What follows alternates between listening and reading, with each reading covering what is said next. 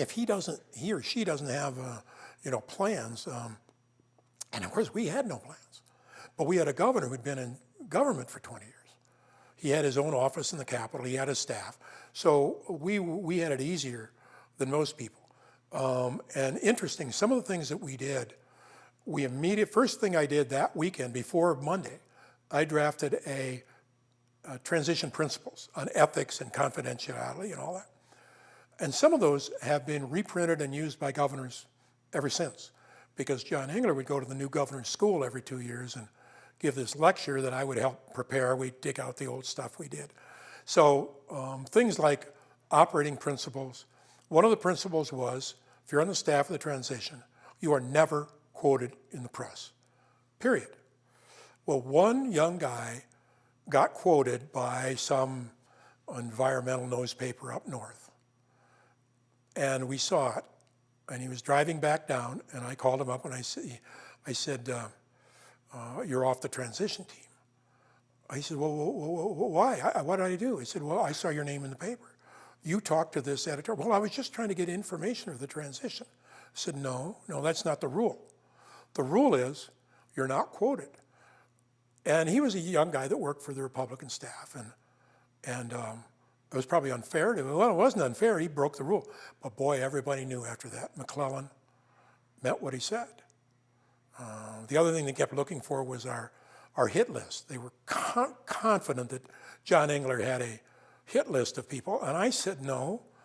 The only list we have is if you're a Democrat and you're unclassified, you're done. And I just sent a letter to all of them.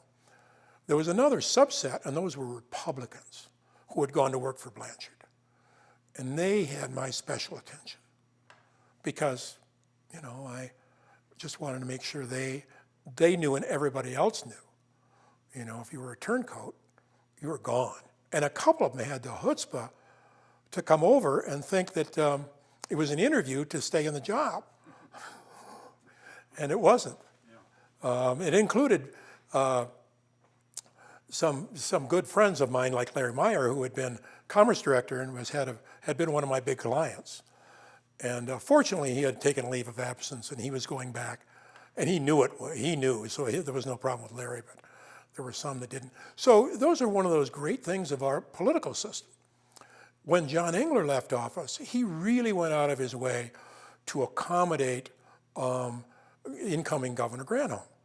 That it didn't matter to him whether they agreed or didn't agree. He felt from an institutional point of view, he had an obligation to pass it along. And I think she did the same when she left office. So that's one of the better things in our highly partisan environment is gubernatorial transitions as well as presidential are part of the political system that you can be kind of proud of. Now, doesn't mean there are some people who are disappointed because they lose their job, especially if you work for Jim Blanchard and thought he was going to win. That's the tougher time. When Milliken left, when Granholm left, when Engler left, everybody knew they were leaving. Jim Blanchard, those people didn't think he was going to lose.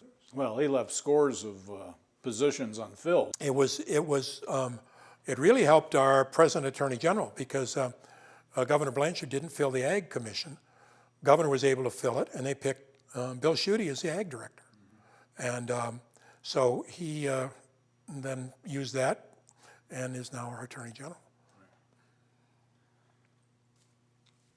Let's move ahead during the Engler years, and why don't we talk about two public policy issues that you were deeply involved in, and they, I think, both went to the state Supreme Court. The first was charter schools. Well, charter schools, I was retained by Dr. DeWeese. He had a group called Teach Michigan that was proposing some school choice ideas, and he was paying me at the time.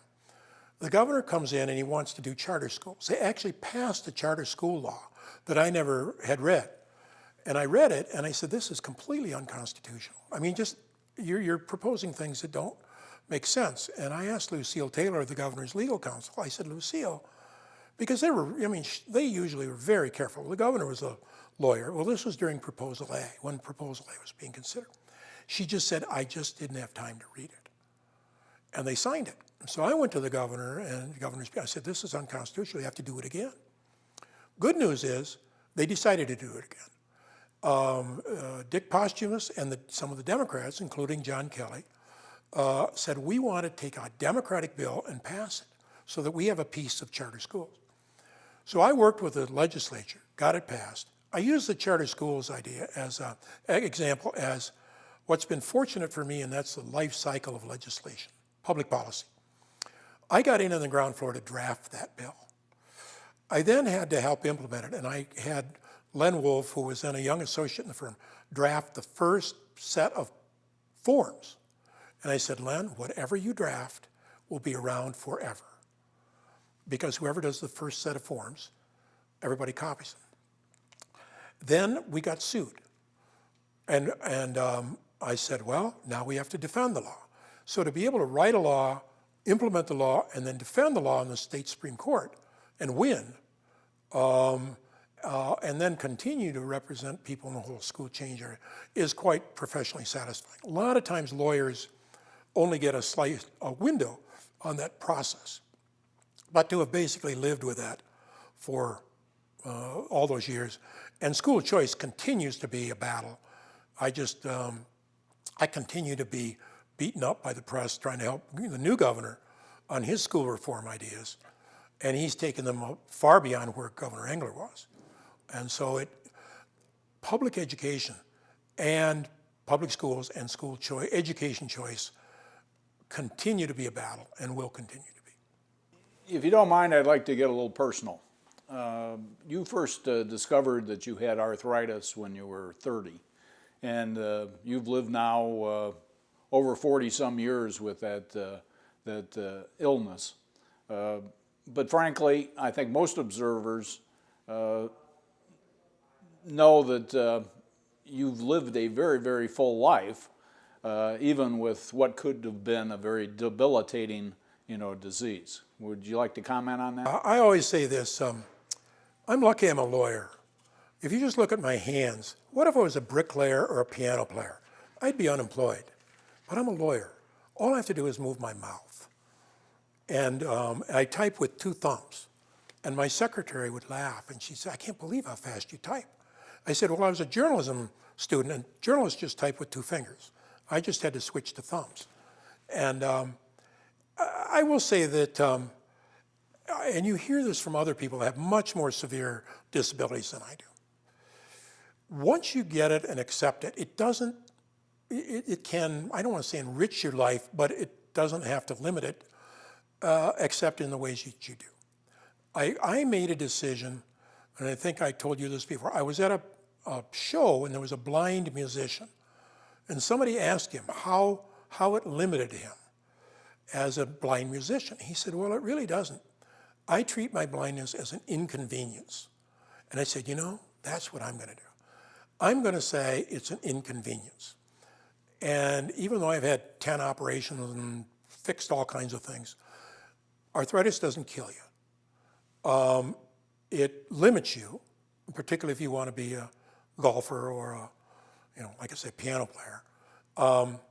But for me, it has been just part of my life. And I also learned early on, people do not like whiners. They do not want to hear about pain that you have. And so why ever mention it? One day I was driving with my sister, and she said, well, you never talk about how much it hurts, because my feet really hurt then. And she said, well, what's it like? I said, Mary, I never talk about it. But if you want to know, I'm going to tell you. I said, it's like I'm being strapped down on a table, and Dr. Mengele, the Nazi doctor, is walking in with a rusty ice pick and jamming it in the bottom of my feet. It hurts like that. She says, oh, I wish you hadn't told me. I said, that's why I never tell people. Because sometimes it used to be quite painful. It's really not now. And I was lucky. The first time I had my ankle fused, I had to go 6 months without weight bearing, and a friend of mine let me move into his house because he had a 1-story house. He had 24-hour security. He had a cook and maids and all that, and it was the governor.